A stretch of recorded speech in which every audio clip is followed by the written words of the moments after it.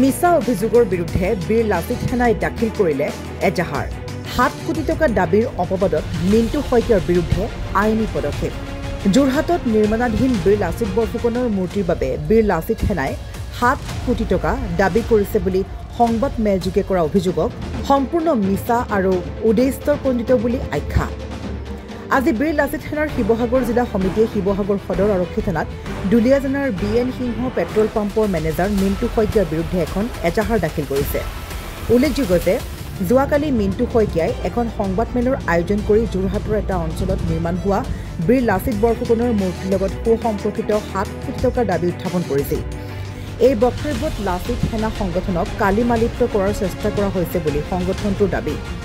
এজাহাৰ দাখিলৰ পাছত লাচিত সেনাৰ সদস্যসকলে তীব্ৰ ক্ষোভ প্ৰকাশ কৰি কৈছে যে অসমত পুনৰ বদন বৰফুকনে জন্ম লৈছে সেয়া মিণ্টু শইকীয়াৰ ৰূপত যদিহে তেওঁ সম্পূৰ্ণ তথ্যৰ প্ৰমাণসহ স্পষ্ট ব্যাখ্যা নিদিয়ে তেন্তে লাচিত সেনাই কোনো কাৰণতে ক্ষমা নকৰিব লাচিত সেনাৰ দাবী মিণ্টু শইকীয়াৰ এই মিছা অভিযোগ সংগঠনটোৰ মান সন্মান ক্ষুণ্ণ কৰাৰ ষড়যন্ত্ৰ আৰু জনসাধাৰণৰ মাজত ভুল বুজাবুজি সৃষ্টি কৰাৰ এটা কুমনৰ প্ৰচেষ্টা সংগঠনটোৱে দাবী জনাইছে যে এই বিষয়ত প্ৰশাসনে ন্যায়সংগত তদন্ত চলাব লাগিব আৰু মিছা অভিযোগকাৰীৰ বিৰুদ্ধে আইনী ব্যৱস্থা গ্ৰহণৰ দাবী জনায় চক আজি যোৱাকালি যেটো বদন তাৰ নাম মিণ্টু বুলি কৈছে আমাৰ অসমীয়া জাতিৰ কাৰণে হি একচুয়ালি কলংক হয় হি আমাৰ ওপৰত এটা মানে মিছা অপবাদ দিছে যে আমি তা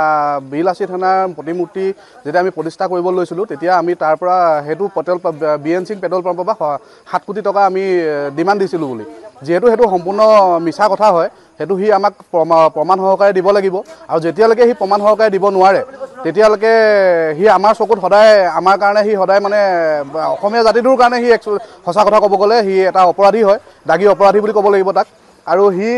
আজি আমি আৰক্ষী প্ৰশাসনৰ ওচৰত আমি এখন এজাহাৰ দিছো যে তাক অতি সোনকালে এৰেষ্ট কৰিব লাগে আৰু তাক উচিত ন্যায় দিব লাগে আৰু নহলে আমাৰ বীৰ লাচিত সেনা যিসকল সৈনিক আছে হয় শিৱসাগৰ সৈনিক হওক যোৰহাটৰ সৈনিক হওক ডিব্ৰুগড় দুলিয়াজান য'তে হওক তিনিচুকীয়া হওক মুঠতে একত্ৰিত হৈ পেলাই তাক য'তে দেখা হ'ব ত'তে তাক পিটন দিয়া হ'ব মানে আঁঠু কঢ়াই লৈ পিটন দিয়া হ'ব আৰু তাৰ নিচিনা এটা জাতিত দুহি আমাক নালাগে মানে ধন্যবাদ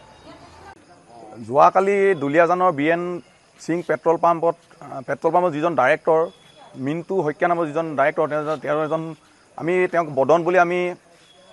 ধিক্কাৰ জনাইছোঁ প্ৰথমতে আৰু তেওঁ আমাৰ বীৰ লাচিত সেনা অসমক জনমানসত সেৱা প্ৰতিপন্ন কৰিবলৈ যেটো 7 কোটি টকা আমি দাবী কৰিছোঁ বুলি যেটো এলিগেশ্যন আমাৰ অভিযোগ দিলে সেই অভিযোগৰ ভিত্তিত আজি তেওঁ যাতে প্ৰমাণ আমাক দেখাব লাগিব যদি প্ৰমাণ দেখাব নোৱাৰে তেনেহ'লে কিন্তু তেওঁ বীৰ লাচিত সেনা অসমৰ গোটেই পৰিয়ালৰ আগত তেওঁ ভৰিত ধৰি ক্ষমা বিচাৰিবলৈ প্ৰথম কথা আমি তেওঁৰ লগত ইমান লাগিবলৈ মন নাছিলে এজন অসমীয়া ব্যক্তি হয় কিন্তু তেওঁ যিটো তেওঁ এই সময়ত তেওঁ মানে বহিৰাগতৰ হৈ যেটো মানে আমাৰ বীৰ লাচিত সেনা অসমক জনমানসত সেৱা প্ৰতিপন্ন কৰিবলৈ যেটো ভাষ্য তেওঁ যোৱাকালি আগবঢ়ালে যে 7 কোটি টকা ডিমাণ্ড কৰিছে তাৰ ভিতৰত আমি আজি শিৱসাগৰ সদৰ থানাত এখন এজাহাৰ দাখিল কৰিছোঁ আৰু আমি পুলিচ প্ৰশাসনৰ ওপৰত বিশ্বাসী আৰক্ষী প্ৰশাসনৰ ওপৰত বিশ্বাসী যে তেওঁ আমাৰ যিখন এজাহাৰৰ ভিত্তিত মিণ্টু শইকীয়া নামৰ বদনজনক অতি শীঘ্ৰে গ্ৰেপ্তাৰ কৰি জেললৈ প্ৰেৰণ কৰিব আৰু আমি তেওঁক এটা চেলেঞ্জ কৰিছোঁ অপেন চেলেঞ্জ তেওঁ যেনে ক'লে যে আমি 7 কোটি টকা ডিমাণ্ড কৰিছে বুলি এই 7 কোটি টকা প্ৰমাণ তেওঁ দিব লাগিব আৰু যেতিয়ালৈকে কিন্তু প্ৰমাণ দিব নোৱাৰে তেতিয়ালৈকে কিন্তু তেওঁক য'তে দেখোঁ কিন্তু আমাৰ যেনে সৈনিকবিলাক বিৰাট উগ্ৰ মানুহ কেতিয়াবা কিন্তু পিটন চিটন দি দিব পাৰে কিন্তু তেতিয়া তাৰ কাৰণে কিন্তু আমাক দুখ ধৰি লাভ নাই